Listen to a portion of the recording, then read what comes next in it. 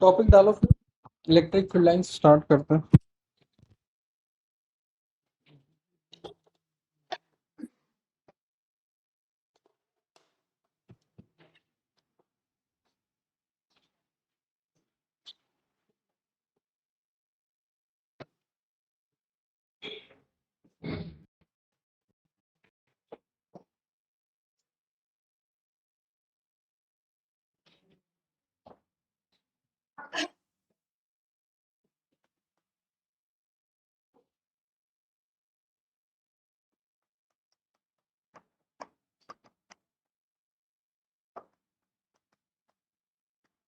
ठीक है, सबसे पहला क्वेश्चन, ये इलेक्ट्रिक फील्ड लाइंस क्या बताता है? क्या क्या? डायरेक्शन बताता है, इंटेंसिटी बताता है, स्ट्रेंथ बताता है। लिखिए लिखिए इलेक्ट्रिक फील्ड लाइंस, लिखिए electric field lines, electric field lines denotes the direction of electric field, denotes the direction of electric field, direction of electric field by drawing tangent at any point, by drawing tangent at any point on the lines, on the lines। इसका मतलब ये हो गया कि कहीं भी अगर ऐसा इलेक्ट्रिक फील्ड लाइंस दिया हुआ है, तुमको कहीं भी अगर डायरेक्शन चाहिए तो इसका टेंजेंट ड्रॉ करना है। ठीक है, अब बोलोगे सर इधर ही क्यों ड्रॉ किए? तो जब भी लाइंस दिखेगा तुमको तो उसमें एक एरो दिखेगा, यदि लाइंस इधर जा रहा है तो जिधर लाइंस का डायरेक्शन होगा उधर ही टेंजेंट का भी डायरेक्शन। तो यही हो गया इलेक्ट्रिक फील्ड का डायरेक्शन, सिंपल भाषा में। यानी आपको जहां भी लाइंस दिख रहा है, खूब सारा इलेक्ट्रिक फील्ड लाइंस दिखा, तो आप समझ जाइएगा कि अगर आपको किसी भी पॉइंट पर अगर डायरेक्शन चाहिए तो उसी पॉइंट पर आपको क्या ड्रॉ करना है? टेंजेंट। और टेंजेंट कब ड्रॉ करते हैं? स्ट्रेट लाइन में कि कर्व में? कर्व में। स्ट्रेट लाइन में तो पता ही चल जाएगा, कर्व में हमेशा क्या ड्रॉ करना पड़ेगा? टेंजेंट। ठीक है, इसको ड्रॉ कर लीजिए। और एक बोर्ड्स का सबसे स्पेशल क्वेश्चन,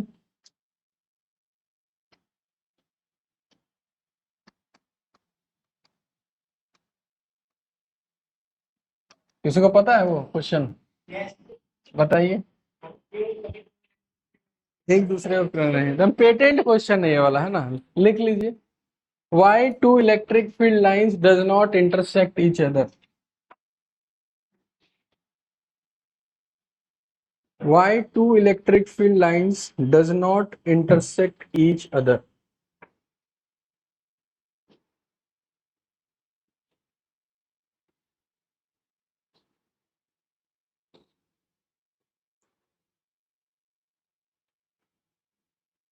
क्यों दो इलेक्ट्रिक फील्ड लाइंस एक दूसरे को इंटरसेक्ट नहीं करता? कितने लोग का आंसर पता है? ईमानदारी से हाथ खड़ा करिए। कितने लोग को पता है कि भैया दो क्यों नहीं करता? चलिए, इतने लोग को पता है, बाकी लोग को तुमको पता है? चल थोड़ा ही बता दे, बाकी हम थोड़ा। एक पॉइंट पे दो टेंजेंट नहीं बन सकता है। ठीक है, तो अच्छा इतना ही सा पता था ना बस? ठीक है, तो अगर हम इस पॉइंट को देखें जहां दोनों इंटरसेक्ट किया, तो एक टेंजेंट इधर बनेगा इस लाइन के लिए, और एक टेंजेंट इधर बनेगा इस लाइन के लिए। तो दो टेंजेंट बना, मतलब कितना डायरेक्शन? दो डायरेक्शन। और किसी भी पॉइंट पर इलेक्ट्रिक फील्ड का दो डायरेक्शन पॉसिबल नहीं होता, इसीलिए दो लाइंस एक दूसरे को इंटरसेक्ट नहीं करेगी। लिख लो अपने भाषा में, या लिखवा दे? लिखवा दे, लिखिए। हाँ लिखिए, लिखिए at the point of intersection, at the point of intersection, at the point of intersection, two tangents are possible, two tangents are possible it means that it means that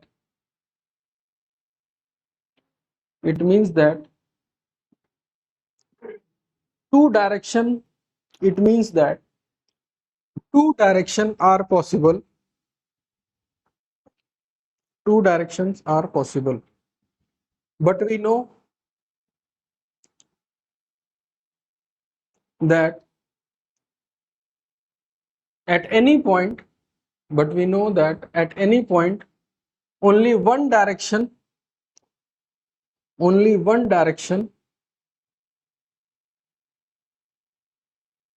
is possible. Only one direction is possible. Therefore therefore two electric field lines does not intersect each other. Therefore two electric field lines does not intersect each other. ठीक है? अब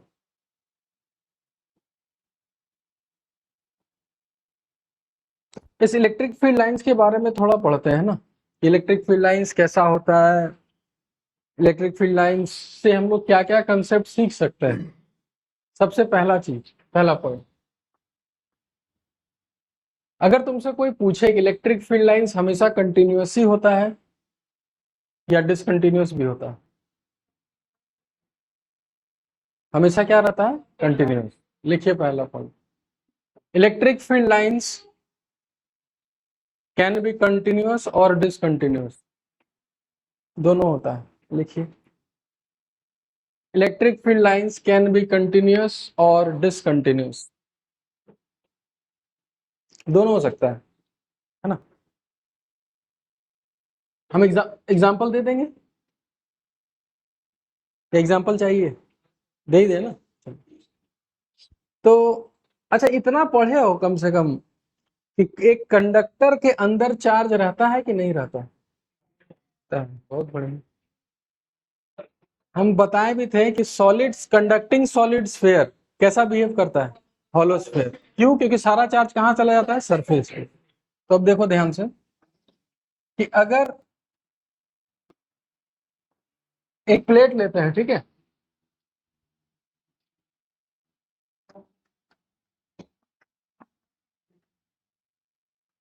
तो सारा charge कहाँ रहेगा, surface पे. और इतना शायद पता होगा कि सारा इलेक्ट्रिक फील्ड लाइंस पॉजिटिव से निकलता है, नेगेटिव पे इंडक्टिव. तो यहाँ प्लस से ऐसे निकलेगा, इधर भी प्लस से निकलेगा, और inside conductor electric field zero है. यहाँ कोई है ही नहीं, तो हम बोल सकते हैं कि यहाँ बीच में है ही नहीं, इसलिए लाइन क्या हो गया, डिसकंटिन्यूअस. ठीक है, आगे और एग्जांपल देंगे. ठीक है, इसलिए थोड़ा सा जगह छोड़ दो, आगे अच्छा एग्जांपल देंगे, इसको मत उतारो, बस एक हिंट के तौर पे हम बताएं. ठीक है, अभी छोड़ दो, थोड़ा सा जगह छोड़ दो. सेकंड लिखो, अगर एक प्लस क्यू चार्ज है, ठीक है, तो प्लस क्यू चार्ज से हमेशा इलेक्ट्रिक फील्ड लाइंस बाहर की ओर जाता है ना, इसको बोलते हैं रेडियली आउटवर्ड.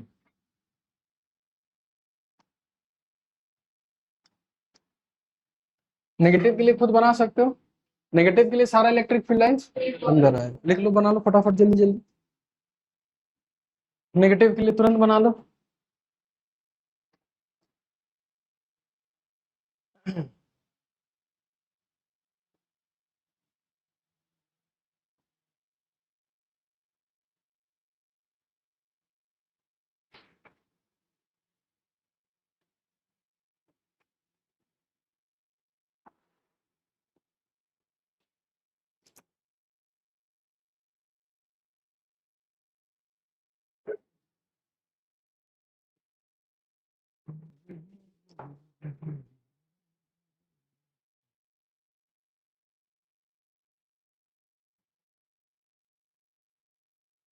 उतार लिए, चलो पॉजिटिव नेगेटिव बन गया. अच्छा, अब सीखना क्या क्या है, इतना बेसिक सीख लिए. अब अगर हम तुमसे कुछ कुछ चीज पूछते हैं, ठीक है, जैसे कि एक प्लस Q1, एक प्लस Q1 है, सेकंड में एक सिर्फ प्लस Q2 है। आपको इलेक्ट्रिक फील्ड लाइंस ऐसा दिखाई दिया है, प्लस Q1 का इलेक्ट्रिक फील्ड लाइंस ऐसा बना हुआ था, और प्लस Q2 का इलेक्ट्रिक फील्ड लाइंस ऐसा बना हुआ था।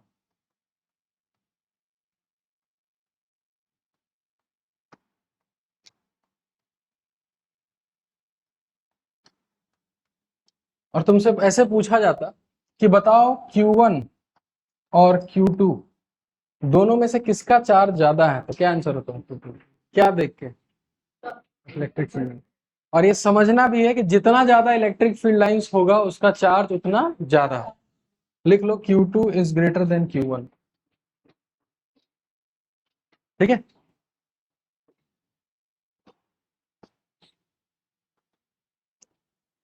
और एक चीज और फैक्ट बता दे कि अगर हमको Q1 बाई Q2 का रेशियो भी पूछ दे तो Q1 का जितना number of electric field lines और Q2 का जितना इलेक्ट्रिक फील्ड लाइंस, दोनों को क्या करेंगे? डिवाइड कर देंगे। Number of electric field lines Q1 का number of electric field lines Q2 का, ये लिख लेना बढ़िया से,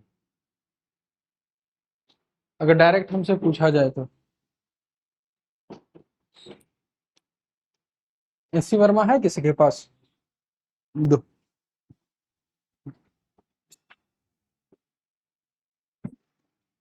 एक क्वेश्चन है,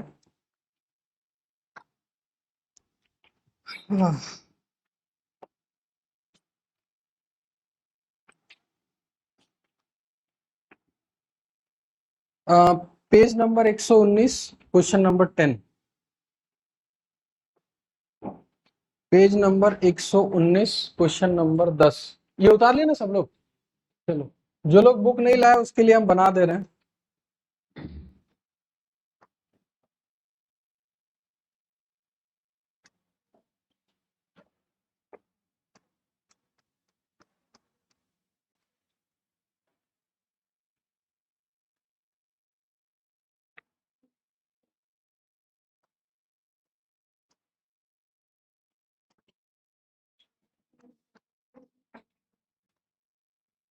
कुछ ऐसा डायग्राम है ना, लगभग ऐसा कुछ है। ठीक है।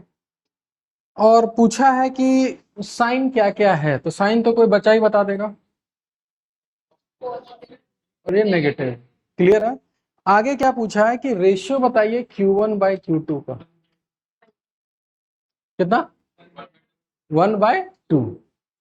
यही गलती हो जाता है कभी कभी। Q1 से टोटल कितना निकला? हाँ बस बस वैसे ही वो, हाँ वो घर आ, यही रिएक्शन घर आके होता है।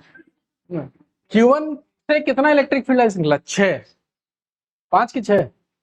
6। और Q2 18, तो आंसर हो जाएगा 1/3। ठीक है, चलिए इसको रखिए। ये समझ में आ गया कि जितना नंबर ऑफ, यानी डायरेक्ट लिख सकते हो कि number of electric field lines, सीधा लिख सकते हैं number of electric field lines is directly proportional to magnitude of charge. जितना ज्यादा चार्ज होगा इलेक्ट्रिक फील्ड लाइंस उतना ज्यादा होगा। ठीक है, ये चीज क्लियर हो गया। सेकंड,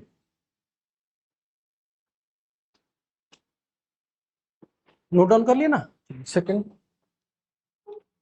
अगर हम सिर्फ प्लस Q1 का अगर हम इलेक्ट्रिक फील्ड लाइंस ड्रॉ करें,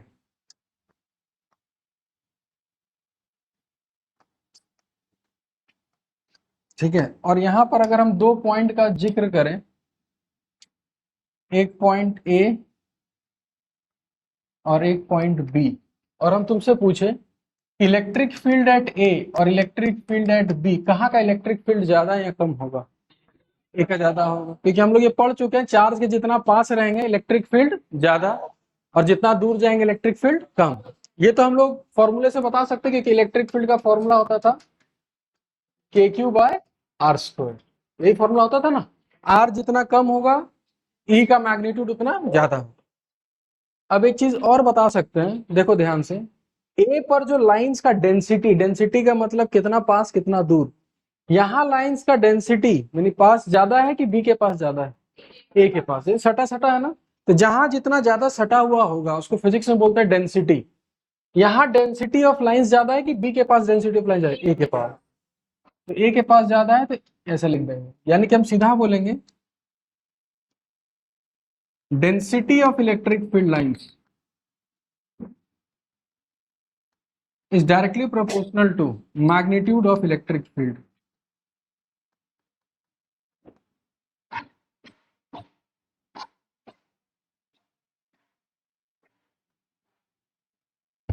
जितना ज्यादा डेंसिटी होगा मैग्नीट्यूड उतना ज्यादा होगा, ठीक है। अब इसी को समझते हुए एचसी वर्मा में एक और क्वेश्चन है, क्वेश्चन नंबर 1, ऑब्जेक्टिव 1 का क्वेश्चन नंबर 1, पेज वही 119। इसे प्रैक्टिस के लिए है,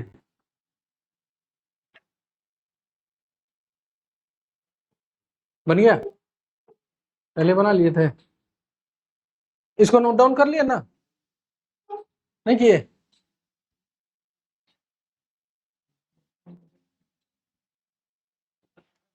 देखो शायद वो ऐसा बनाया हुआ है, कुछ ऐसा ही बनाया ना, और 3 पॉइंट दिया है ना, ए बी और सी, ये ऐसे ही दिया ना, और पूछा है कि क्या रिलेशन होगा। ऑप्शन है कुछ वहां, कौन सा ऑप्शन सही है? सी, यानी ए और सी का डेंसिटी सेम है, तो हम लिखेंगे ई ए इज इक्वल टू ई सी, ये लिख लिए।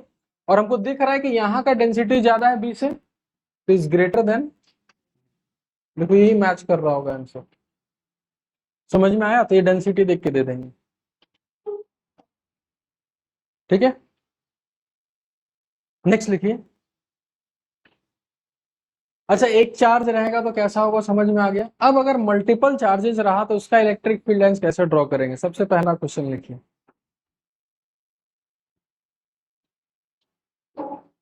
इसको मिटा देना, मान के चलिए इस स्पेस में प्लस क्यू और माइनस क्यू सिर्फ 2 चार्ज है, पहले क्या होता था, या तो प्लस क्यू होता था या फिर माइनस क्यू, तो मान के चलिए कि अभी सिर्फ प्लस क्यू और माइनस क्यू दोनों है अभी सिर्फ, तो इसका इलेक्ट्रिक फील्ड लाइंस कैसे ड्रॉ करता है? कैसे? ऐसे, ऐसे, ऐसे, फिर ये ऐसे, ऐसे, फिर ये ऐसे,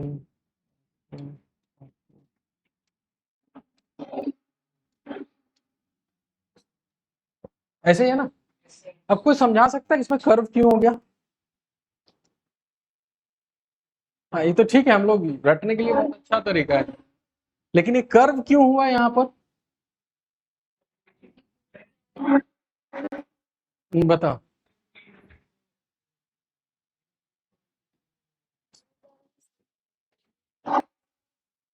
और कोई?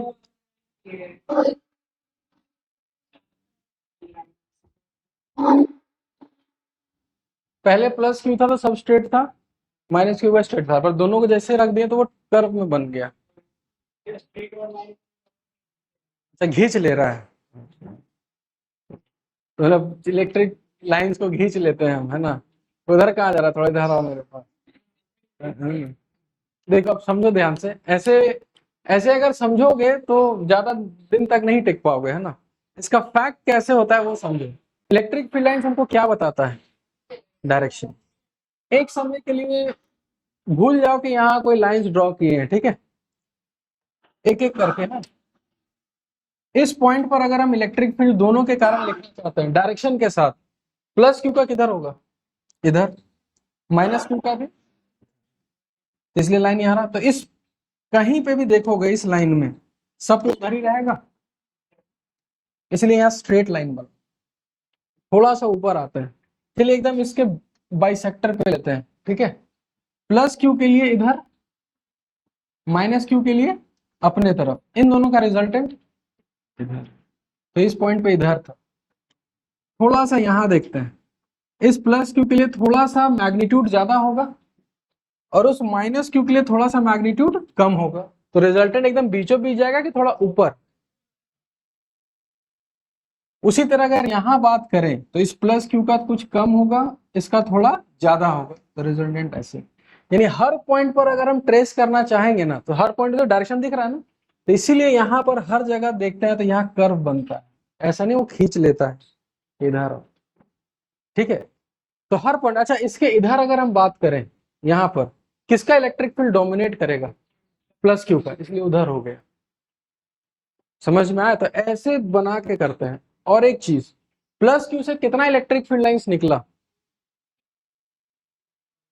गिन लो भाई, गिन सकते हैं। 1 2 3 4 5 6 7 8। तो उस पर भी कितना गया? 8, क्योंकि दोनों का मैग्नीट्यूड क्या है? सेम। अगर 8 निकला तो उस पर भी 8 जाएगा। इसको नोट डाउन करिए बढ़िया सा डायग्राम बना बना के कि हम कैसे समझाएं इसको।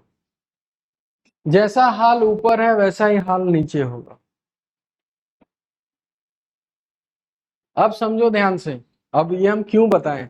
अब किसी का भी तुमको इलेक्ट्रिक फील्ड लाइंस दे देगा और पूछेगा कि इसका इलेक्ट्रिक फील्ड सही बना है कि नहीं बना है, कोई भी एक आर्बिट्री पॉइंट चूज कर लो और वहां पे दोनों का इलेक्ट्रिक फील्ड का रिजल्टेंट निकाल के देख लेना। अगर उसके टेंजेंट की तरफ आया तो वो सही है, और अगर टेंजेंट की तरफ नहीं आया तो वो गलत। समझे?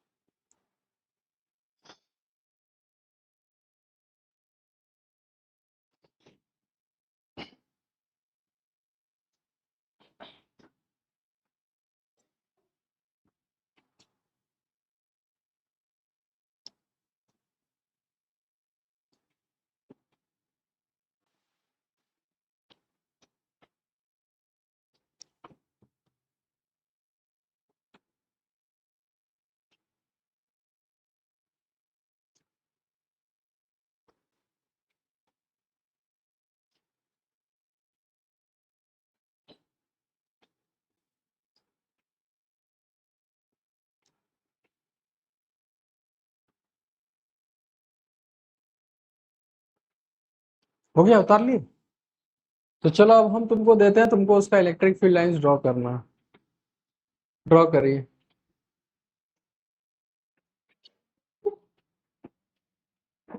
+2q और -q,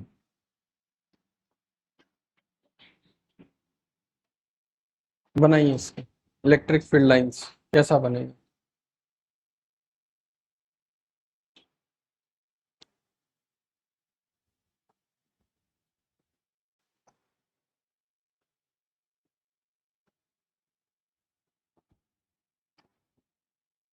पैकेज है, लिए खरीदे, चेक दिए जी सब? दो, अगर मिल गया हो तो लाओ फिर।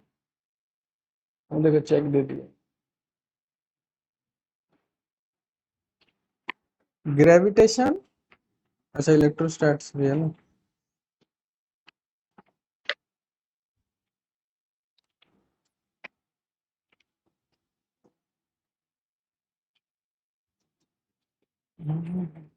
फिर रबर पेंसिल स्टार्ट हो गया तुम्हारा।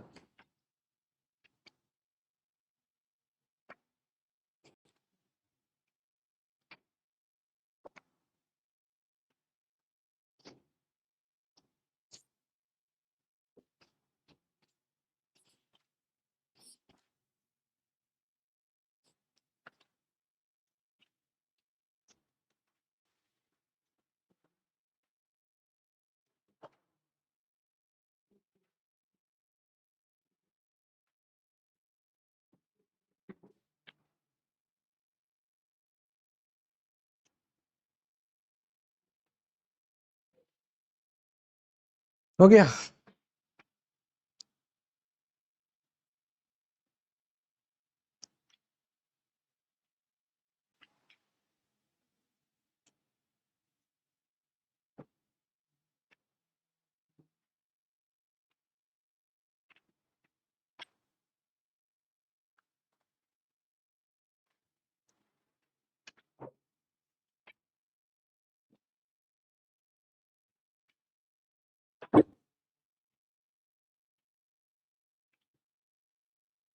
दिखा, कॉपी दिखा वहीं से, सबसे नीचे वाला गलत है, और दिखाओ ना, और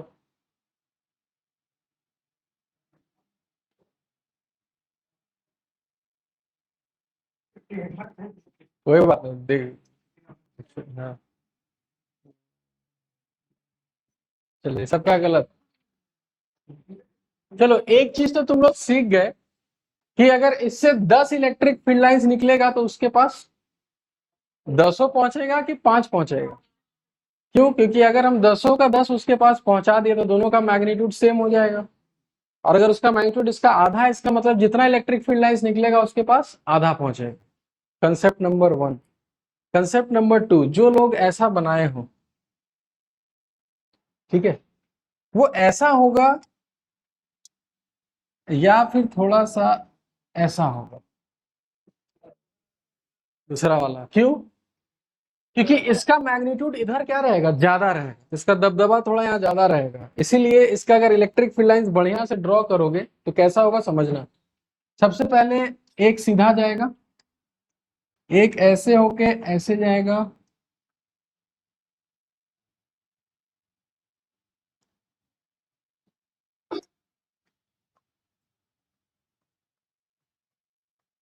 कितना हो गया, 1 2 3, 3 4 5 6 7 8 9 10, 5 पहुंच गया ना।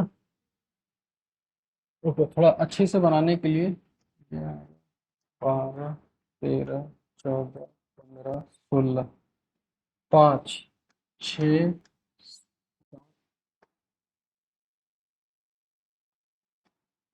8। समझ में आया? तो समझ में आया ना, इधर थोड़ा सा ये क्यों बल्ज आउट हुआ, क्यों बल्ज आउट हुआ? क्योंकि उसका मैग्नीट्यूड वहां ज्यादा हो, सिमेट्री नहीं बनेगा। सिमेट्री पिछले वाले में सिमेट्री इसलिए बना क्योंकि दोनों का मैग्नीट्यूड क्या है, सेम। ठीक है, जैसे छोटा छोटा चीज समझो। अच्छा, वो बाकी वाला 8 लाइन कहाँ गया फिर? वही तो भाई। हाँ, तो इसको बहुत एक अच्छे कंसेप्ट से समझाया गया है कि वो जा रहा है, ऐसे तो नहीं जाके फिर बोलेगा भाई अब हिम्मत खत्म हो गया अब नहीं जाएंगे। इसका +2 क्यू का इलेक्ट्रिक फील्ड यहां से कहां तक रहेगा, इन्फिनिटी तक। यानी कि अब हम ये बोलेंगे कि एक और -q चार्ज कहां पर है, इन्फिनिटी में। भरोसा नहीं है तो आप जाके देख सकते हैं, वहां सब कुछ मिलेगा आपको, गाड़ी बंगला जो चाहिए। हाँ, इधर इलेक्ट्रिक फील्ड 0 है, कहां पर, किस तरफ बताओ? कहा, यहाँ पर ना। हाँ 0 होगा, वो दिखाना नहीं। ठीक है, समझ में आ गया सबको? तो बाकी चला गया इन्फिनिटी में, जहां एक -q चार्ज है वहां पर, ये बोलना है बस। आगे बढ़ा जाए। नेक्स्ट,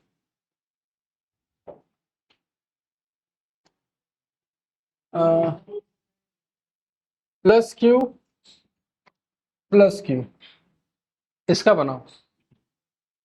अब खींचेगा नहीं इलेक्ट्रिक फील्ड, अब क्या करेगा, रिपेल मारेगा, दोनों इलेक्ट्रिक फील्ड रिपेल मार दिया। मतलब ये ऐसे आ रहा था फिर ये रिपेल कर दिया, ऐसे चला। देखो ट्राई करो बना के।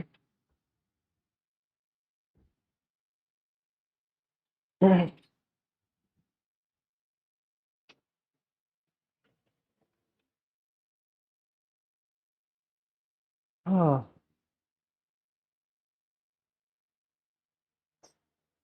पड़े थे, पानी पिए ना, ठंडा ठंडा पानी।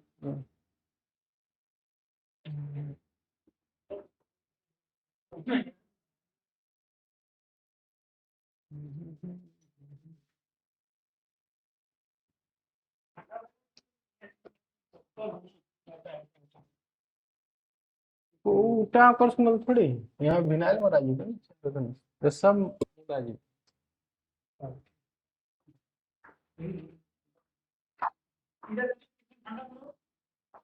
चलाएंगे तो छोड़ दे ली, अभी चलते हैं कि नहीं? अरे क्या। हम्म। ठीक तो है यार, आप कैसा चाहिए ठंडा का। एक बार खेत में भरा सीधे हम्म।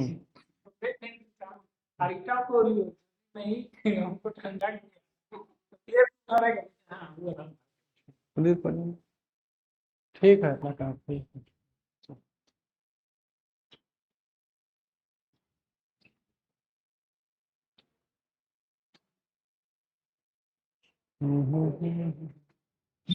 बन गया, बहुत बढ़िया।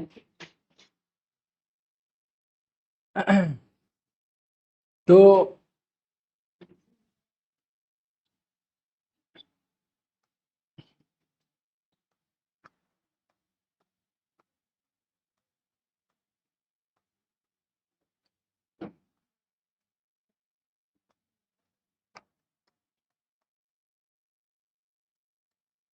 नंबर ऑफ इलेक्ट्रिक लाइन देख लेना, बराबर होना चाहिए, अगर कम हो तो जोड़ लेना।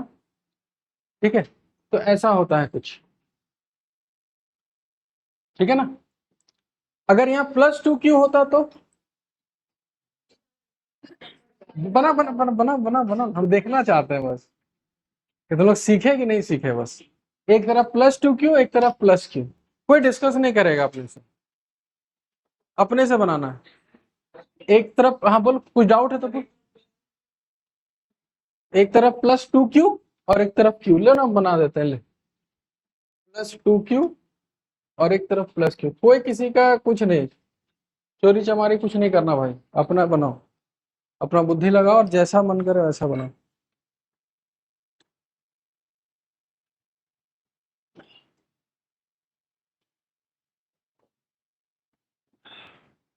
इतना ठंडा दे दिया ना।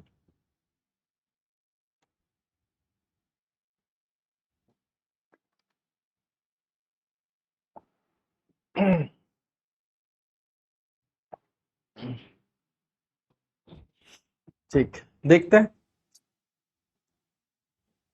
दिखाओ।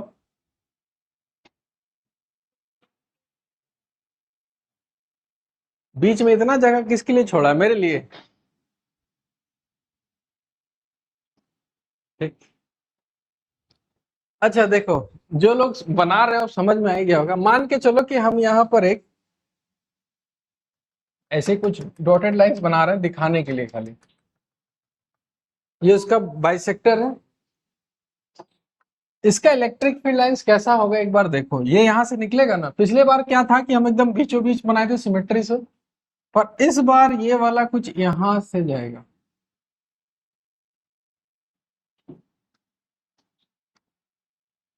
कोई बता सकता है क्यों? पहले पहले मेरे को ये बताओ कितने लोग का सही हुआ ये। इधर शिफ्ट बताया था ना, पक्का शिफ्ट करके, क्योंकि मिड पॉइंट में भी देखा जाए तो किसका डोमिनेट करेगा? +2Q, इसलिए इसका इलेक्ट्रिक फील्ड थोड़ा इधर होगा, इसको समझो कि ज्यादा रिपेल करेगा। समझ में आया? और इससे अगर 10 निकलेगा तो उससे 5, इससे 20, सोचते 10, इस टाइप से समझ में। बस इलेक्ट्रिक फील्ड लाइन सीख गए तुम लोग, कोई भारी चीज थोड़ी था। ठीक है, चलिए नेक्स्ट लिखिए।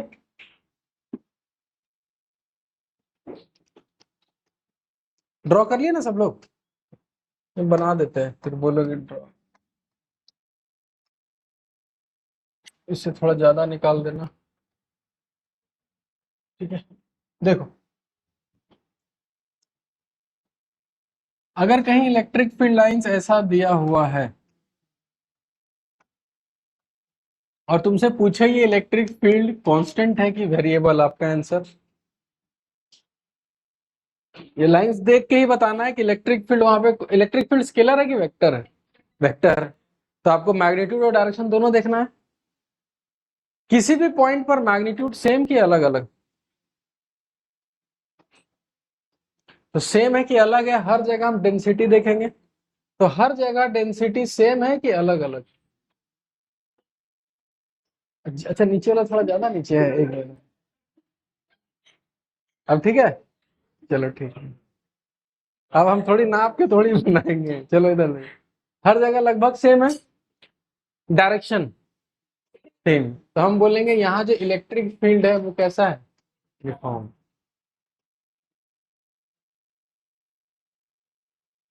ये वाला नॉन यूनिफॉर्म, यहाँ पर डेंसिटी अलग है और डायरेक्शन भी अलग है, ये साफ साफ यहाँ नॉन यूनिफॉर्म लिखेंगे।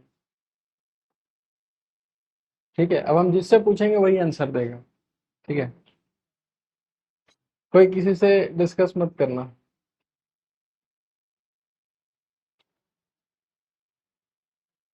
पता नहीं फिर तुमको लगेगा थोड़ा नाप के ही बनाते हैं।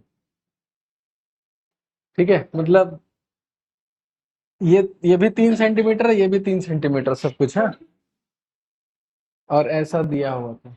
ठीक है, आपको बस कोई बताना मत, हम क्वेश्चन बताते हैं। आपको ये बताना है कि ये वाला जो इलेक्ट्रिक फील्ड दिया हुआ है ऐसा, ये यूनिफॉर्म है या नॉन यूनिफॉर्म। इसका आंसर पहले आप दीजिए, अपना राय है, कुछ भी बोल सकते हैं।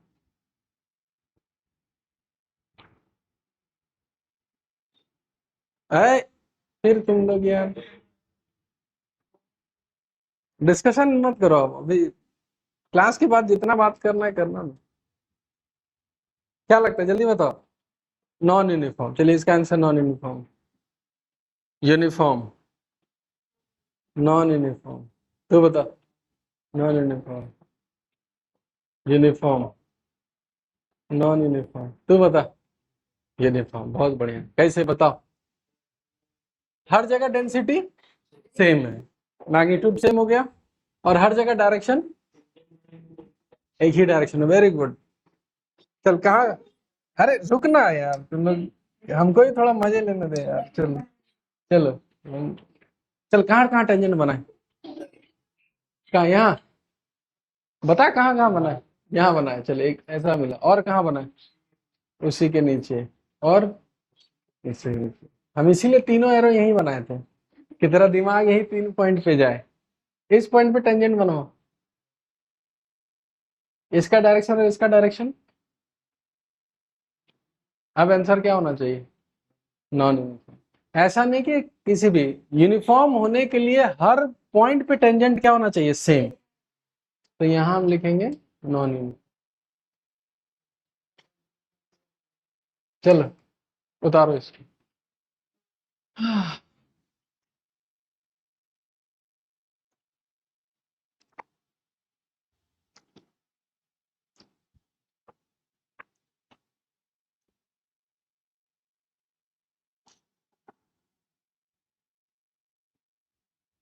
बोलो बोलो।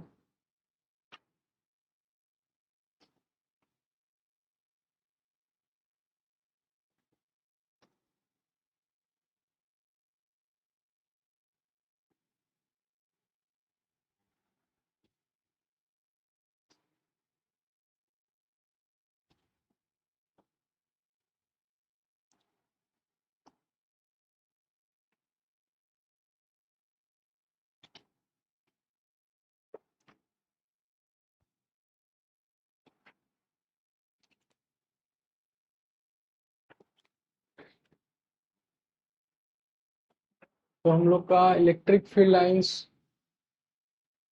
खत्म हो गया।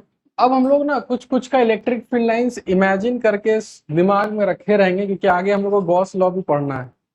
ठीक है, पॉइंट चार्ज का कैसा होता पता चल गया। ठीक है, रिंग का इलेक्ट्रिक फील्ड लाइंस कैसा होगा, इमेजिन करके बताइए।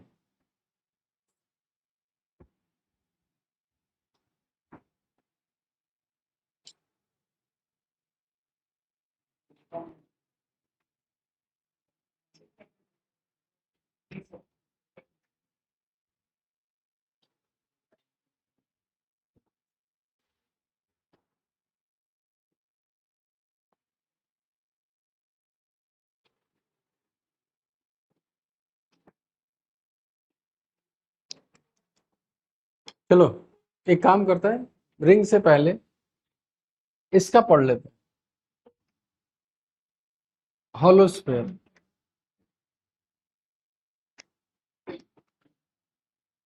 हॉलो स्फीयर में अगर पॉजिटिव चार्ज रहे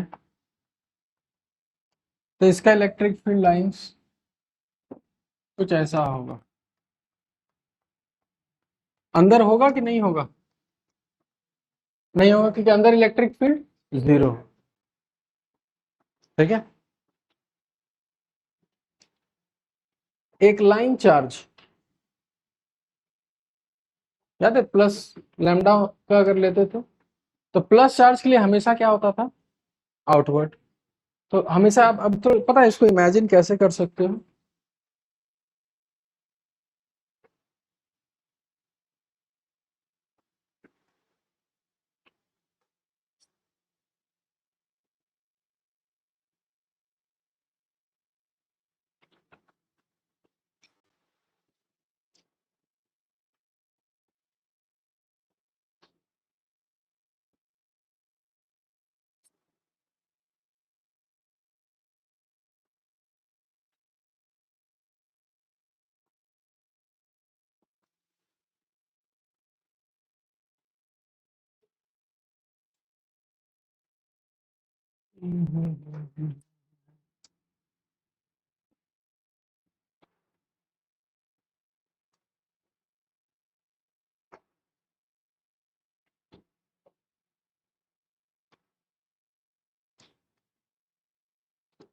यानी तुम ऐसे समझो उसको जरा हम,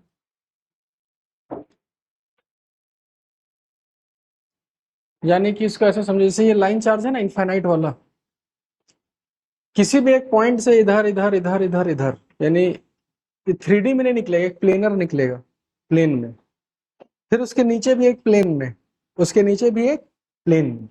यानी अगर इमेजिन करोगे तो पूरा जो इलेक्ट्रिक फील्ड लाइंस दिखेगा वो कुछ कैसा दिखेगा? समझ में आ रहा है? कैसा? सिलिंड्रिकल शेप में नहीं रहेगा। कैसा कैसा कैसा?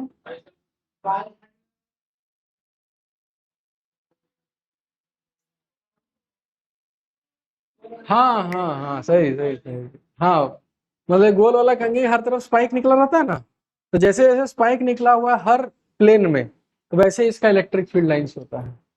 इसको दिमाग में कहीं डाल के रखो अच्छे से, क्योंकि देखो इसको तुम ड्रॉ नहीं कर सकते, इसको इमेजिन ही कर सकते कि एक लंबा सा इसको हर चारों ओर ऐसे ऐसे ऐसे ऐसे ऐसे निकला हुआ। ठीक है, इसको ड्रॉ करो फिर भी, इसलिए हम दो बनाए ताकि आपको समझ में आ जाए कि किस टाइप से होता है। अगर हम यहाँ भी एक ऐसा बनाए, ध्यान से देखो, अगर हम यहाँ भी एक ऐसा ऐसा बनाए ऐसे, तो इस पॉइंट से भी अगर हम बनाए तो ऐसा ही निकल रहा होगा, कुछ ऐसा। हर प्लेन में ऐसे बाहर की ओर ऐसे निकल रहा हो।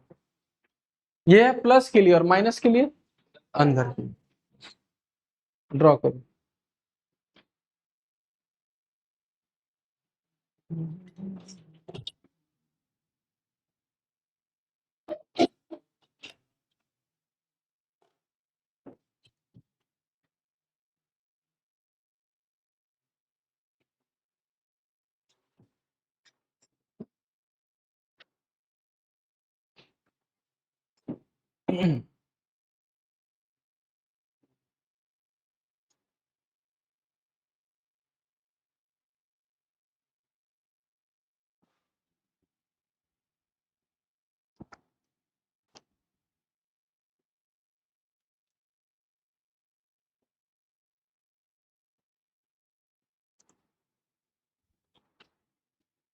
ठीक है, और शीट के लिए कैसा होगा? एक शीट होता था ना, याद है, एक ही चार्ज होता था, और उसके लिए इलेक्ट्रिक फील्ड यूनिफॉर्म होता था कि नॉन यूनिफॉर्म? इलेक्ट्रिक फील्ड का फॉर्मूला पहले बता शीट का। Sigma bye 2 epsilon not constant होता था। तो यानी कि अगर शीट को हम ऐसा बनाए सिंपल सिग्मा, तो कांस्टेंट है, इसका मतलब इसका इलेक्ट्रिक फील्ड लाइंस ऐसा होगा, हर जगह डेंसिटी भी सेम और हर जगह डायरेक्शन भी सेम, इसलिए इलेक्ट्रिक फील्ड यूनिफॉर्म बनता है। यानी उस शीट को ऐसा समझो एक दीवार की तरह, इस दीवार की इलेक्ट्रिक फील्ड लाइंस इधर है और उस तरफ उधर। समझा?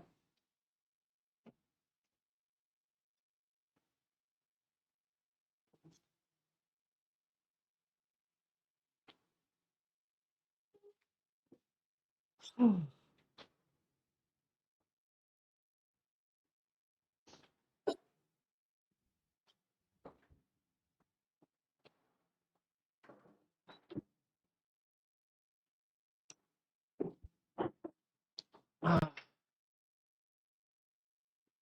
लो सब जल्दी जल्दी। ये सब का इलेक्ट्रिक फील्ड ना खाली दिमाग में रखना कि जब गॉस लॉ बनाएंगे ना तो Gauss law maximum electric field line से डील किया हुआ।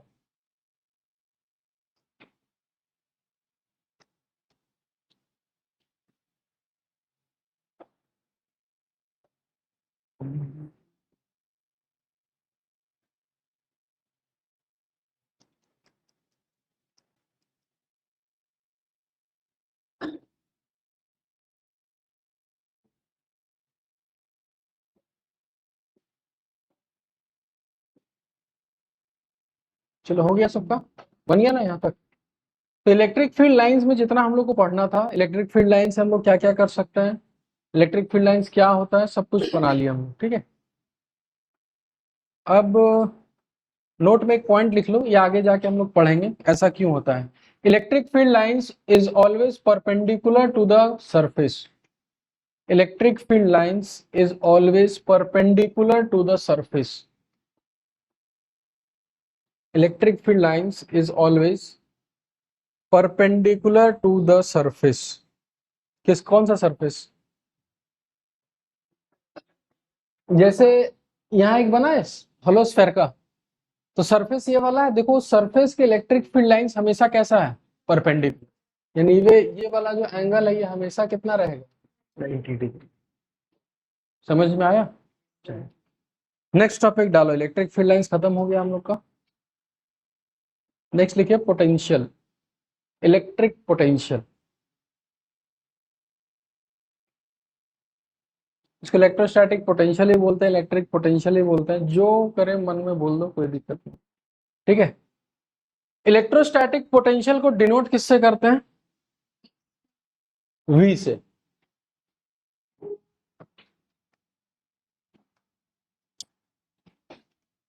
और इलेक्ट्रोस्टैटिक पोटेंशियल जो V है वो स्केलर है कि वेक्टर है, स्केलर है, कोई डायरेक्शन नहीं होता, स्केलर क्वांटिटी है,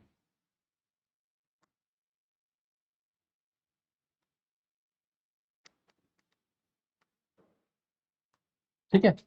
इलेक्ट्रिक फील्ड कैसा क्वांटिटी था, वेक्टर, ठीक है। और ये है स्केलर क्वांटिटी, ठीक है। दोनों का अपना अपना महत्व है।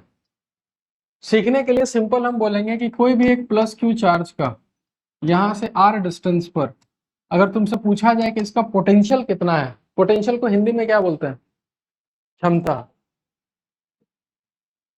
तो उसका आंसर होगा के क्यू बाय आर। और अगर कोई पूछे माइनस क्यू का कितना होता है तो लिखेंगे माइनस के Q by R. Electric field में माइनस यूज नहीं करते थे क्योंकि इलेक्ट्रिक फील्ड स्केलर है कि वेक्टर है, वेक्टर, तो वहां डायरेक्शन बता देते थे। यहाँ डायरेक्शन का खेल है ही नहीं, तो प्लस के लिए प्लस और माइनस के लिए माइनस। पहले ये दोनों नोट डाउन करो, यहीं से कहानी स्टार्ट करते हैं।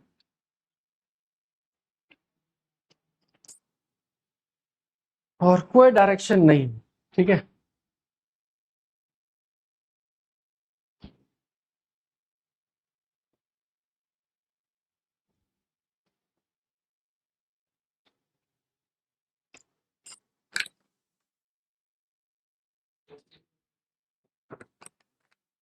बहुत सिंपल है, प्लस क्यू का अगर आर डिस्टेंस पे पोटेंशियल पूछे तो प्लस के क्यू बाय आर, और माइनस क्यू का आर डिस्टेंस पर उसका पोटेंशियल पूछे तो माइनस के क्यू बाय आर। ये फॉर्मूला हो गया, ठीक है। ये अभी बेसिक चार्ज का हम पढ़ लिए, ठीक है। प्लस क्यू का प्लस के क्यू बाय आर और माइनस के लिए माइनस। जैसे क्यू का इलेक्ट्रिक फील्ड कितना लिखते थे, के क्यू बाय आर स्क्वायर, और वहां डायरेक्शन भी देते थे कि बाहर की तरफ की अंदर की तरफ। यहाँ डायरेक्शन नहीं बता रहे, यहाँ ये बता रहे हैं कि आर डिस्टेंस में प्लस होगा तो प्लस के क्यू बाय आर और माइनस होगा तो माइनस के क्यू बाय आर। स्केलर है तभी ना प्लस माइनस का बात कर रहे हैं। अगर ये वेक्टर होता तो वहां प्लस माइनस का बात नहीं करते, वहां किसका बात करते, डायरेक्शन का। वेक्टर में कभी प्लस माइनस नहीं होता, वहां सिर्फ बात होता है डायरेक्शन में। और जहां स्केलर होता है वहां किसका बात होता है, प्लस और माइनस, ठीक है। आगे बढ़ा जाए। अब मेरे को ऐसा तुम कंडीशन बताओ कि सर एक पॉइंट पे क्या ऐसा हो सकता है कि किसी भी पॉइंट पर इलेक्ट्रिक फील्ड जीरो हो जाए पर पोटेंशियल वहां पर नॉन जीरो हो, यानी पोटेंशियल हो लेकिन इलेक्ट्रिक फील्ड ना हो? क्या ऐसा कुछ हो सकता है या ऐसा पॉसिबल नहीं होगा? सोच के बताओ अपने से, डिस्कस मत करो। क्या ऐसा हो सकता है कि इलेक्ट्रिक फील्ड वहां ना हो पर पोटेंशियल हो?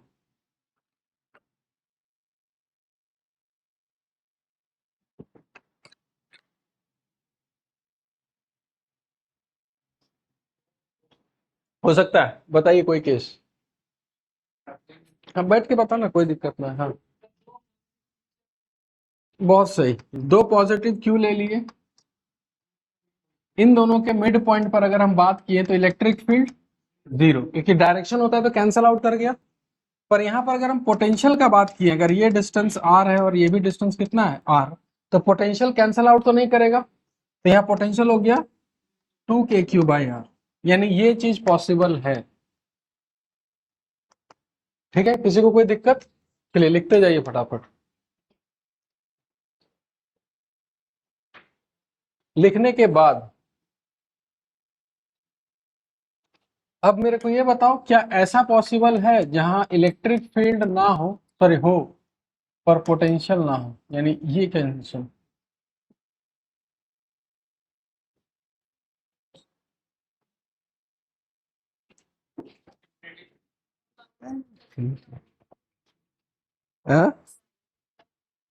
बहुत सही। देखो उसका थोड़ा सा दिमाग लगाना था कि अगर एक प्लस क्यू चार्ज हो और यहाँ पर एक माइनस क्यू चार्ज हो, बताओ यहाँ पर पोटेंशियल कितना? जीरो होगा। प्लस के लिए प्लस के क्यू बाय आर और माइनस के लिए माइनस के क्यू बाय, पोटेंशियल जीरो हो गया। पर यहाँ इलेक्ट्रिक फील्ड जीरो होगा कि नॉन जीरो? Non zero. क्यों? देखो ध्यान से देखना, प्लस के लिए इधर ही होगा और माइनस के लिए भी उधर ही होगा। आंसर बताओ तो कितना होगा? एक के लिए के क्यू बाय आर स्क्वायर, तो दोनों के लिए 2kq/r। प्लस माइनस को डायरेक्ट होता ही नहीं कुछ।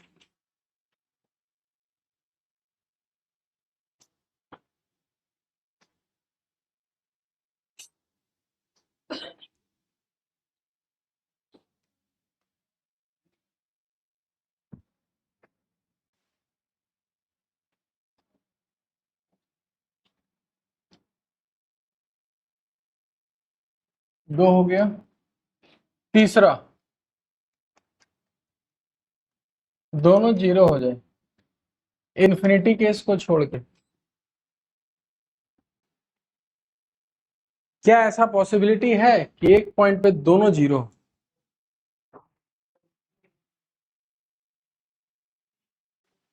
इंसुलेटर पे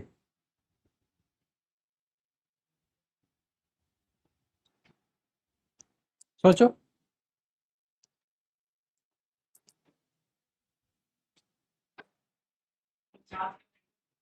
है चार्ज के सेंटर मतलब बिल्कुल पास उसके ना, मिड पॉइंट पे आर का वैल्यू जीरो, तो इनफाइनाइट हो जाएगा ना, जीरो तो नहीं होगा। इनसाइड कंडक्टर इलेक्ट्रिक फील्ड तो जीरो होता है, पोटेंशियल के बारे में तो कुछ पढ़े नहीं अभी। हाँ जी बताओ, क्या ये पॉसिबल हो सकता है या नहीं हो सकता?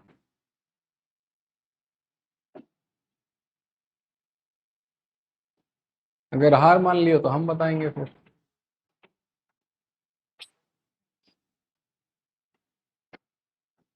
बता दे।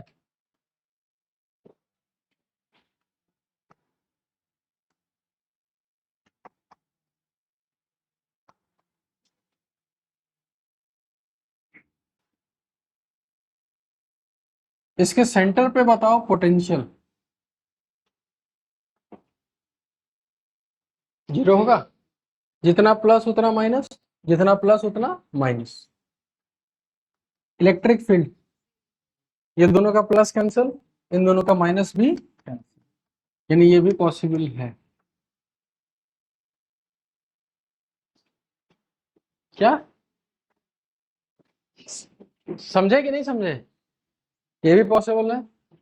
लास्ट और कौन सा केस और एक रह गया?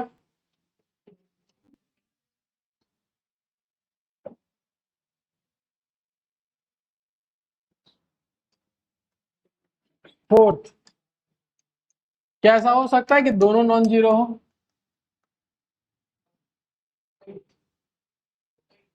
ये तो हमेशा होगा। कोई भी एक पॉजिटिव चार्ज क्यू लिए तो आर डिस्टेंस पर इलेक्ट्रिक फील्ड के क्यू बाई आर स्क्वायर, और पोटेंशियल कितना? के क्यू बाई। यानी याद रखिएगा ये चारों केसेस पॉसिबल है।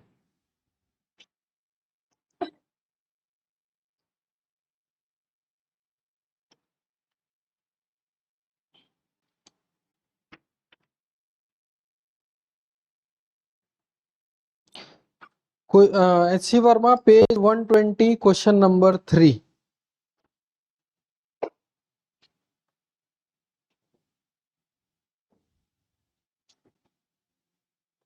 Objective 2 question number 3। देखो जो डिस्कस किए वही क्वेश्चन है कि कुछ और है, देखो तो।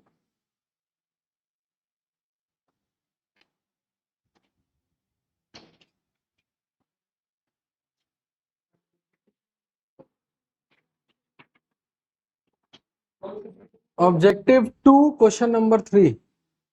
ऐसी बार में दो ऑब्जेक्टिव होता है, objective 1 only one correct, objective 2 multi correct.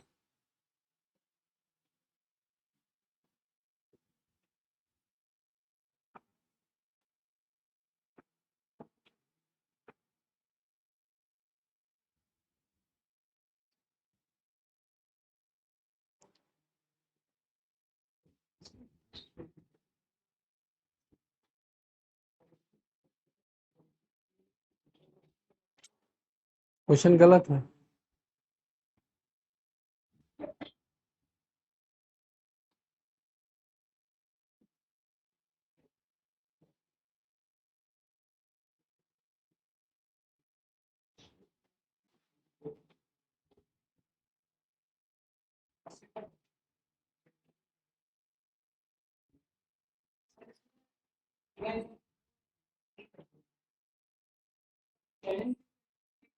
हम्म। हाँ तो मस्ट भी मतलब वो तो कोई नहीं है। नेक्स्ट क्या दिया है? if v is 0 e must be 0 ना। और लास्ट क्या दिया है? e अगर नॉन जीरो है v can not be zero, हो भी सकता है। if v is not equal to 0 e can not be zero. इसमें क्या ट्रू वाला मार्क करना, वो क्या लिखा है? इलेक्ट्रिक आंसर क्या दिया है? हाँ सही है, बात है बात, कोई सही नहीं है। अच्छी वर्मा वो अपना भावनाओं को समझो बेचारा। आने दिखाओ। कोई नहीं, अपना देखो ऐसे ही कॉन्फिडेंस रखना होता है कि जब हम पढ़े हैं सही तो होना चाहिए सही। आंसर देखो नन दिया है वो हुआ क्या होगा ना, अब हम बताते हैं। क्वेश्चन गलत छपा होगा तो उस समय वो क्वेश्चन को ना सही करके वो आंसर में करेक्ट कर दिया। नहीं समझे क्या किया वो क्वेश्चन को वही रखा, वो उसमें मेल कैन नॉट की जगह खाली मे लिख देता ना, तो चारों ऑप्शन सही होता। तो वो क्वेश्चन में मे लिखने से अच्छा वो क्या कर दिया वहां, आंसर को ही नन कर दिया। हाँ नहीं, इतना आना चाहिए, इतना तो आना चाहिए कि कैन में और मे में। चलिए, हो गया ये वाला ना। नेक्स्ट लिखिए। पोटेंशियल हम लोग पॉइंट चार्ज के लिए सीख लिए, ठीक है।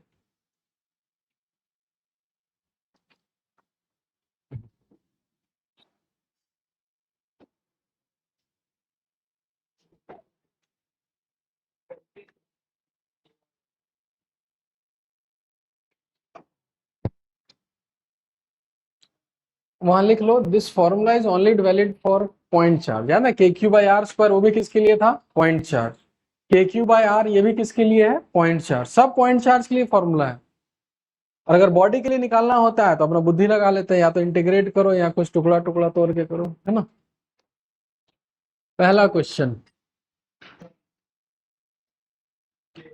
जिससे पूछेंगे वही आंसर देगा। Plus Q at a distance, radius कितना है आर। पोटेंशियल एट सेंटर कितना होगा? हम जिससे पूछेंगे वही जवाब देगा। एक रिंग है, प्लस क्यू चार्ज डिस्ट्रीब्यूट कर दिए, तो सेंटर पे पोटेंशियल कितना होगा? बोलो मोदी, राम मोदी है ना? हाँ हाँ, 0 होगा।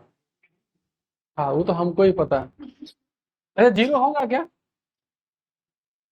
नहीं होगा 0, डायरेक्शन तो होता नहीं है, तो कैंसिल होने का तो बात ही पैदा नहीं होता। तुम बताओ।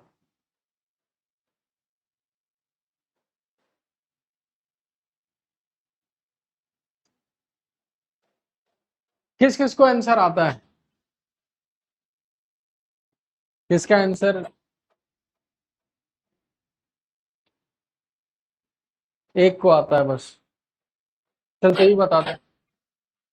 इनफाइनाइट, एक को भी आता है, वो भी गलत आता है। चल बता। के क्यू बाय आर।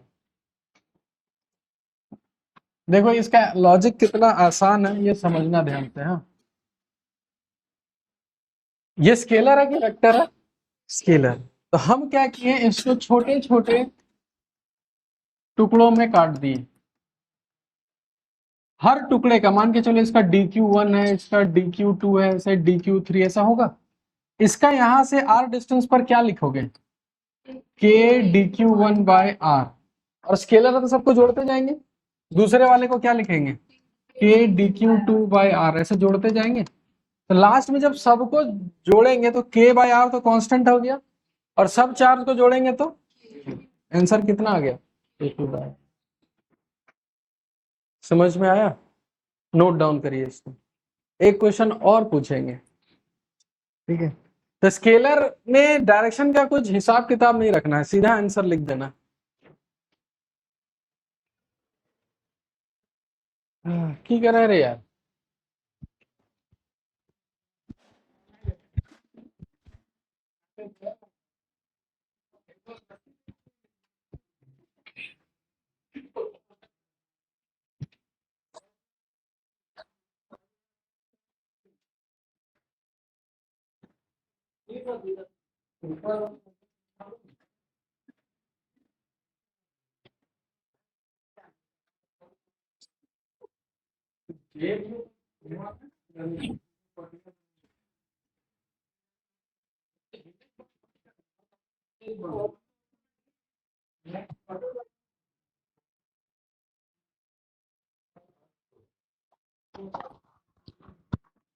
हो गया? अच्छा समझ में आया ना ये वाला कंसेप्ट, कि सारे चार्ज का r डिस्टेंस पे लिख दिए। अब हम दो केसेस देते हैं, एक केस में इसको हटाते हैं फटाक से, एक केस में इस रिंग पे प्लस क्यू यूनिफॉर्मली डिस्ट्रीब्यूटेड है, और एक में plus Q non uniformly distributed है। सेंटर पे पोटेंशियल क्या क्या होगा? यूनिफॉर्म के लिए तो क्या लिख देंगे, और नॉन यूनिफॉर्म रहा तो के क्यू बाय आर ही होगा कि कुछ और होगा, पहले ये बताओ।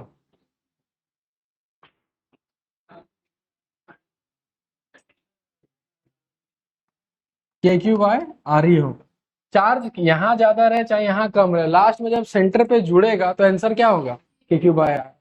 लेकिन अगर हम यहाँ इलेक्ट्रिक फील्ड का बात करें, 0, पर यहाँ अगर इलेक्ट्रिक फील्ड का बात करें तो नॉन 0। देखो एक केस आ गया, इलेक्ट्रिक फील्ड 0 है पर पोटेंशियल नॉन 0, यहाँ दोनों पे नॉन 0 है। ठीक है, उतार लो इसको, है ना? ये सब थोड़ा इंपॉर्टेंट चीज है।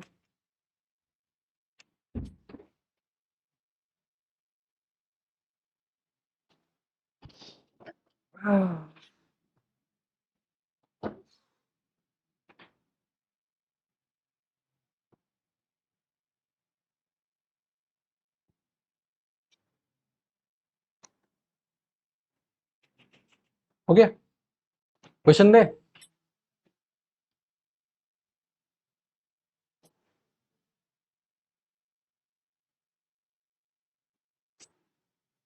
लोगों को ठंडा नहीं लगता है? हाँ।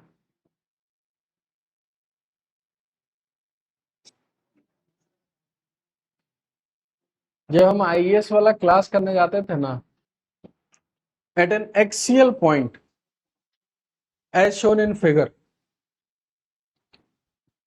at an axial point shown in figure,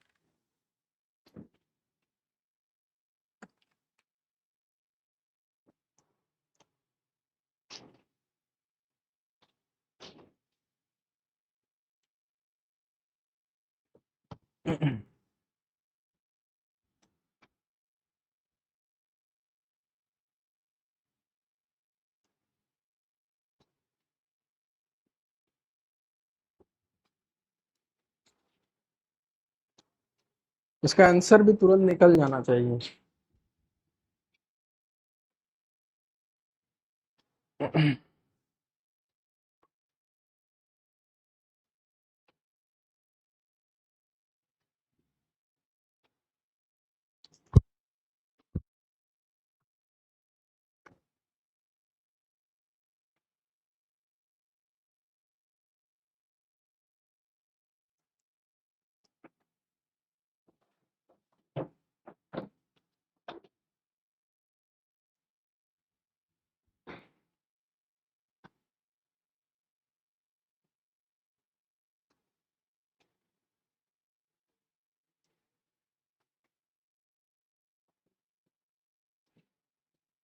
हो गया आंसर? क्या बता? बिल्कुल सही। अच्छा पहले ये बताओ, क्या ये पॉइंट जहां पर हमको पोटेंशियल लिखना है, ये पॉइंट रिंग के हर एक पॉइंट से सेम डिस्टेंस पर है कि अलग अलग डिस्टेंस पर? सेम डिस्टेंस पर। और पोटेंशियल स्केलर है कि वेक्टर है? स्केलर।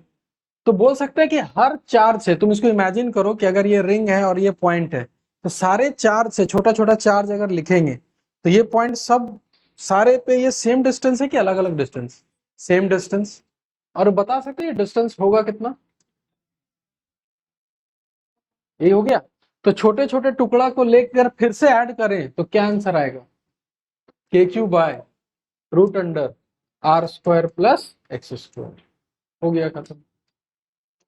यानी कि पोटेंशियल लिखने के लिए सबसे पहले ये देखना कि जिस पॉइंट पे लिख रहे हैं क्या वो पॉइंट सारे चार्ज पे सेम डिस्टेंस पर है कि नहीं है। अगर सेम डिस्टेंस पर है तो डायरेक्ट आंसर लिख देना, और अगर अलग अलग डिस्टेंस पे रहा तो फिर इंटीग्रेट करना होगा। अगर सेम, ये जो हम लोग किए रिंग वाला जो किए, क्या ये पॉइंट चार्ज हर चार्ज से सेम डिस्टेंस पर है कि अलग अलग डिस्टेंस पर? सेम डिस्टेंस पे, डायरेक्ट आंसर लिख दें के क्यू बाय आर। ये पॉइंट भी तुम्हारा क्या है, हर रिंग के सारे पॉइंट से क्या है, सेम डिस्टेंस पर, डायरेक्ट लिख दें के क्यू बाय आर। और वो डिस्टेंस आर होगा कि root under R square plus S square? क्योंकि हमको डिस्टेंस कहां चाहिए, चार से उस पॉइंट तक चाहिए। ये समझे कि नहीं समझे सब लोग? पक्का ना?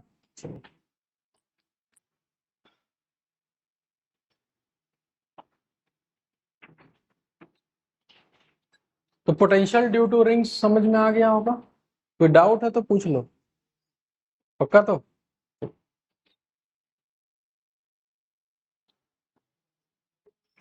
एक फॉर्मूला लिखिए और ये फॉर्मूला हमेशा याद रखना। लिखो,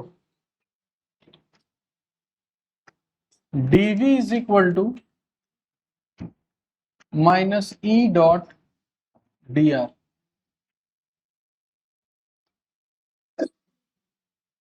dv is equal to minus E dot D R. अब ये फॉर्मूला क्या है, कब लगाना, और इस फॉर्मूले का मतलब क्या है, ये समझाते हैं पहले। और ये चीज बहुत आगे तक यूज होगा। ठीक है, इसका कहना क्या है, कहीं पर भी अगर इलेक्ट्रिक फील्ड है, वो इलेक्ट्रिक फील्ड कैसा भी हो, कांस्टेंट हो, वेरिएबल हो, कैसा भी हो, अगर यहां पर हम, या फिर इसको ऐसे समझो, जानते हो कैसे, इसको मिटाते हैं।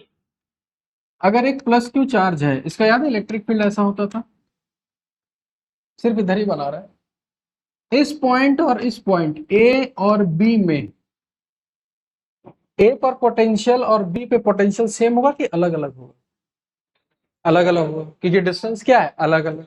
तो ए और बी के बीच अगर हम एक छोटा सा डिस्टेंस मानते हैं, कितना, डी आर, और इस जगह का इलेक्ट्रिक फील्ड कितना है, ई, तो इस डी आर में, इस छोटे से डिस्टेंस में कुछ ना कुछ पोटेंशियल का डिफरेंस आ रहा है, तो डी भी वही है, चेंज इन पोटेंशियल, कितना का चेंज है,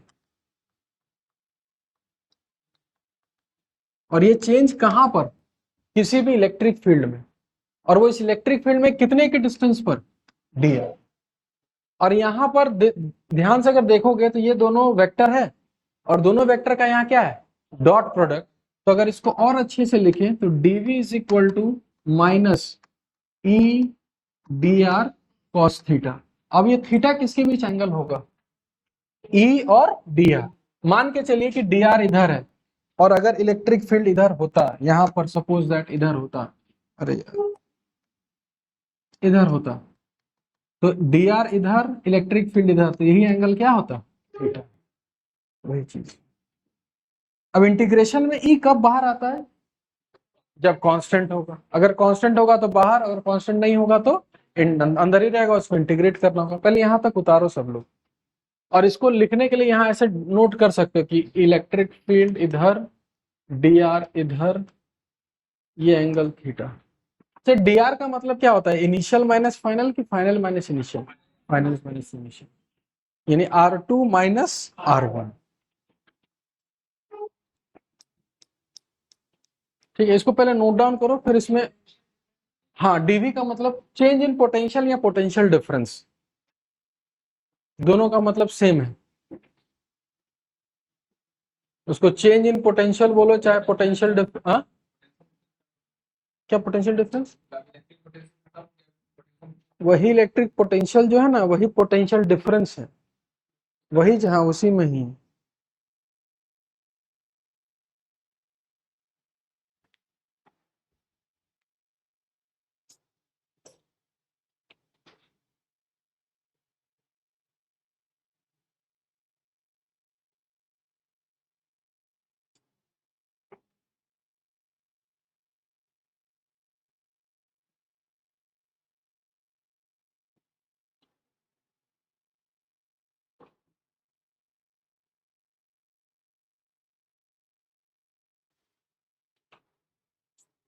लिख लिए,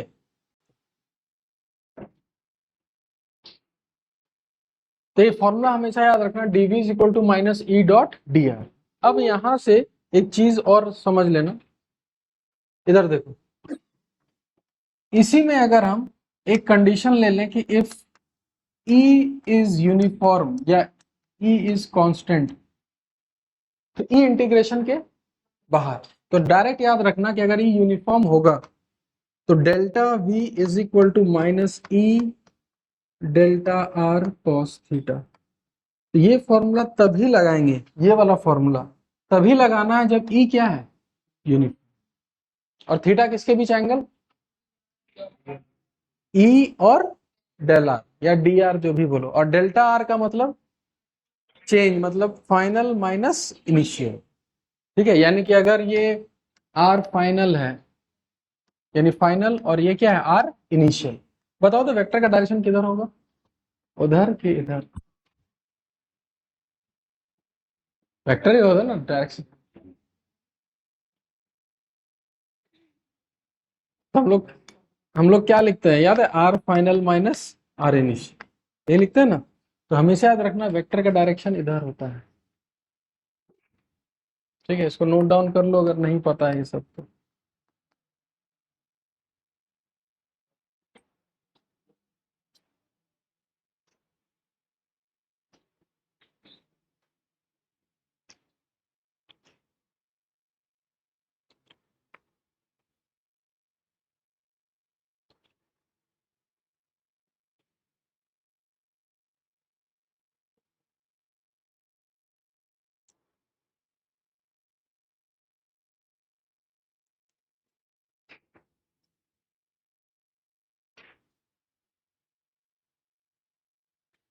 ठीक है, आ जाओ। यहाँ तक सबको समझ आया? अब दो फैक्ट हमेशा याद रखना, ठीक है, कि अगर इलेक्ट्रिक फील्ड इस डायरेक्शन में है, ये पॉइंट है ए और ये पॉइंट है बी, इलेक्ट्रिक फील्ड ई, तुमसे अगर ये पूछा जाए कि इस केस में वीए बड़ा है कि वीबी बड़ा है, तो कैसे बता सकते हैं?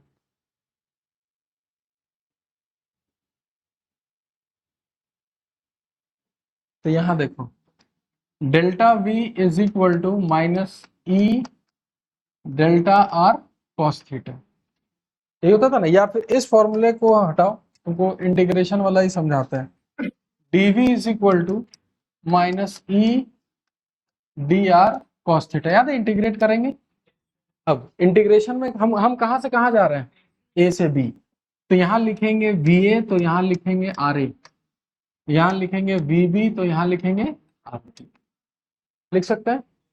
इधर लिखेंगे वी, याद है, हायर माइनस लोअर, तो यहां लिखेंगे V B minus V A, आ जाओ, is equal to minus E, अब डी आर के जगह R B minus R A लिखे कि R A minus R B, R B minus,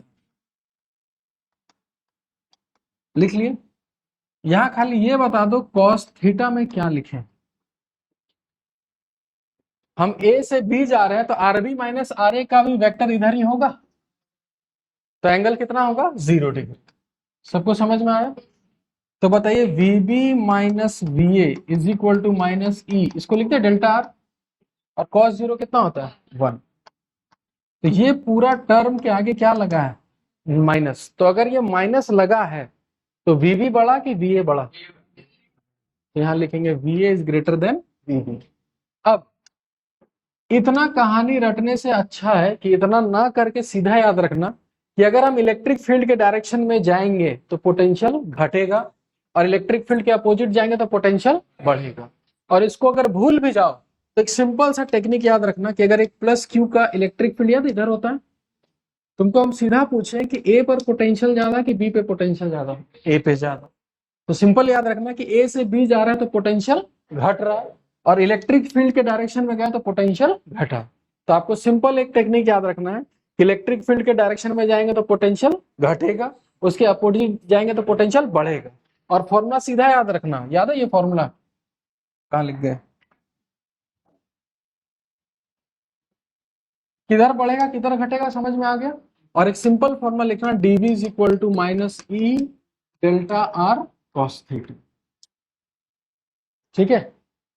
और हमेशा गलती इसी माइनस को ही लेके होगा, ठीक है। तो तुम अपना कॉन्फिडेंस हमेशा रखना कि हमको पता है किधर बढ़ता है और किधर घटता है, तो डायरेक्ट याद रखना कि हम ये माइनस लिखेंगे ही नहीं, समझना, टेक्निक खाली समझना, हम ये माइनस लिखेंगे ही नहीं, हम पहले ये वैल्यू ही निकाल लेंगे, ये वाला वैल्यू जो भी होगा, वैल्यू आ गया मेरे पास। अब वो प्लस होगा कि माइनस होगा हम क्या करेंगे, देख लेंगे कि अगर हम इलेक्ट्रिक फील्ड की तरफ जा रहे होंगे तो माइनस कर देंगे, और अगर पॉजिटिव की ओर जा रहे होंगे तो प्लस कर देंगे।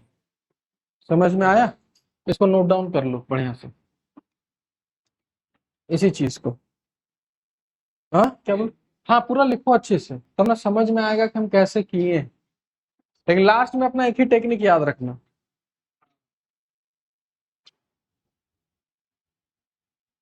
हम यहाँ लिख देते हैं, ठीक है,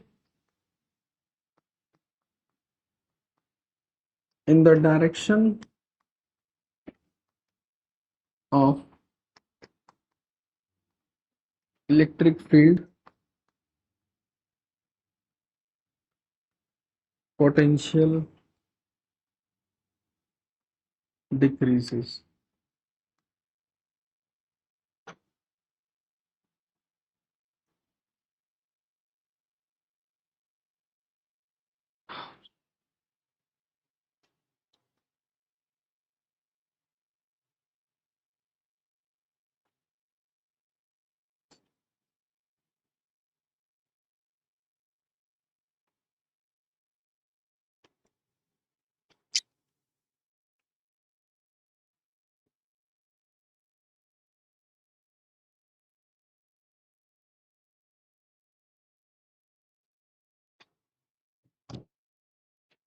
हो गया नोट डाउन?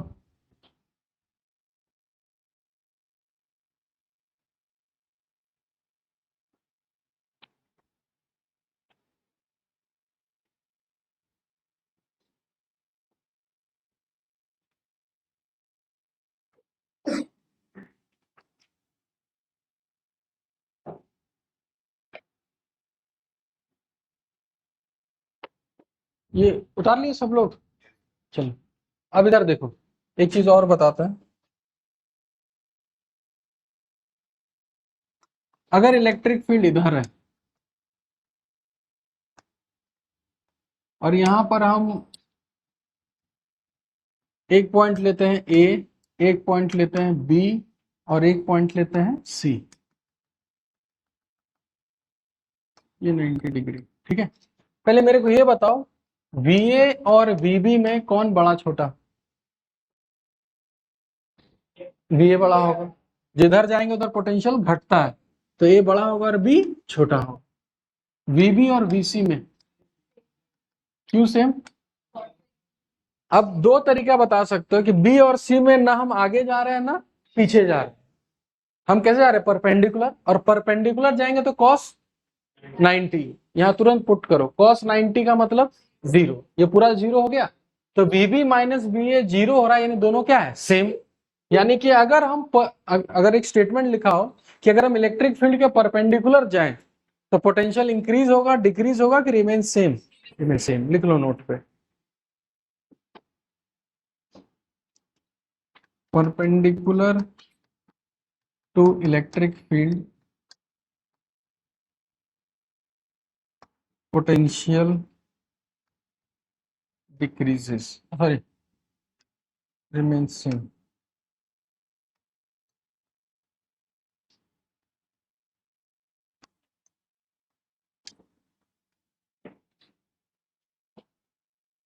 समझ आ गया फॉर्मूला?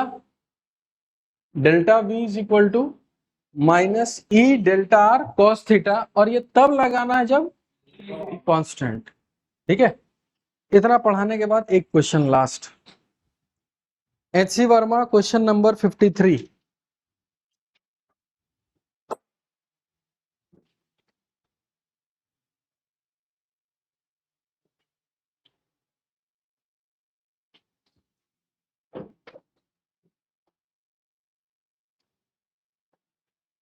डर रहते हैं।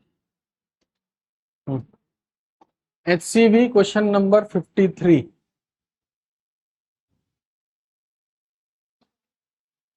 आंसर कोई मत देखना, पहले एक बनाओ उसके बाद आंसर। और ये एचसीवी का क्वेश्चन है, हम देखो ऐसा टेक्निक बता देंगे ना कि सब एचसीवी का क्वेश्चन तुम वर्बली भी सॉल्व कर सकते हो। ट्राई करो, देखो बन जाएगा तो।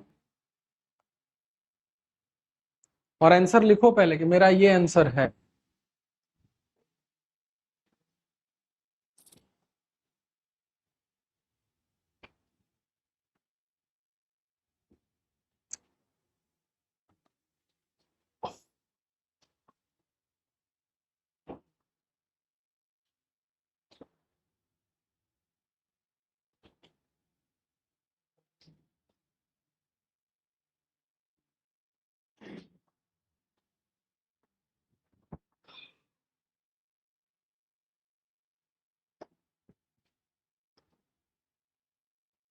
हो गया?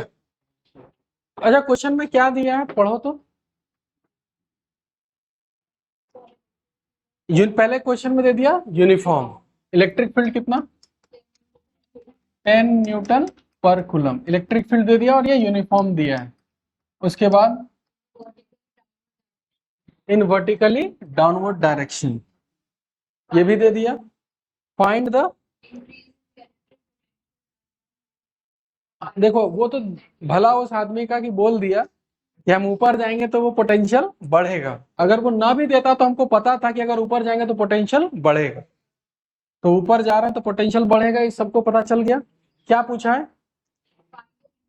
इंक्रीज कितना बढ़ेगा, तो simple formula delta V is equal to E delta R cos theta. हम बार बार बोल रहे हैं प्लस माइनस हमको लगाना ही नहीं है, हमको जब पता है कि कब लिखना है प्लस और कब लिखना है माइनस, ठीक है। फिर भी अगर हम एक बढ़िया से करें फॉर्मूले से, तो माइनस पहले लिख देते हैं। इलेक्ट्रिक फील्ड का वैल्यू 10, कितना ऊपर गए 50, यानी change 50 centimetre, 50 into 10 to the power -2। अब मेरे को ये बताओ इलेक्ट्रिक फील्ड नीचे और तुम जा रहे हो ऊपर, तो cos 180, और cos 180 का मतलब -1, माइनस माइनस ऑटोमेटिक क्या हो गया प्लस। तो आंसर आ जाएगा 5 आएगा ना, सिर्फ 2 जीरो कैंसिल हो गया। ठीक है, delta V is equal to 5। और याद रखना इसका यूनिट होता है,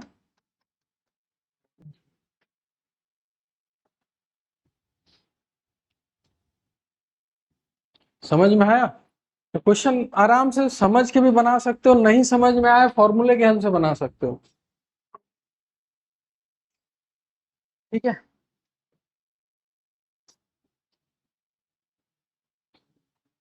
बाकी एक काम करो, हमको पता है कि बन सकता है या नहीं बन सकता है। क्वेश्चन नंबर 56, 58, 59, 56, 58, 59, ट्राई करना बस, बने तो भी ठीक, ना बने तो भी ठीक, हम इसको क्लास में पूरा बताएंगे। 56, 58 और 59।